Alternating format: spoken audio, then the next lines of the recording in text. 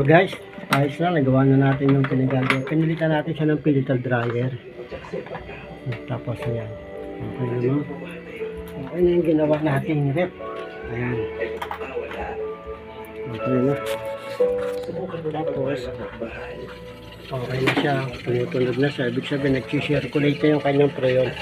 Dumidikit na rin yung kamay ko sa taas. Sa taas po siya unang lumalamig. Ayan. Tapos lumalamig na rin ang gilid niya. Ayan. Okay. Yan po ang ating project ngayon. Nakagawa pa ng isang rep. Salamat po. Ayan. Tama naman po yung kanya karga.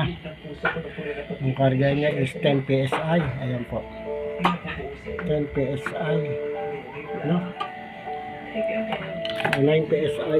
Tapos ito po yung kanyang amperahe. 0.9. Iyan po yung amperahe na nakakabit sa ating refrigerator. At ito po si ma'am. Hello po ma'am. Magandang gabi. Ayan. Po. So, okay, salamat po sa walang sawang pagtitiwala sa amin. At kung ano man po mangyayari, narito lang po kami. Maraming salamat po. God bless.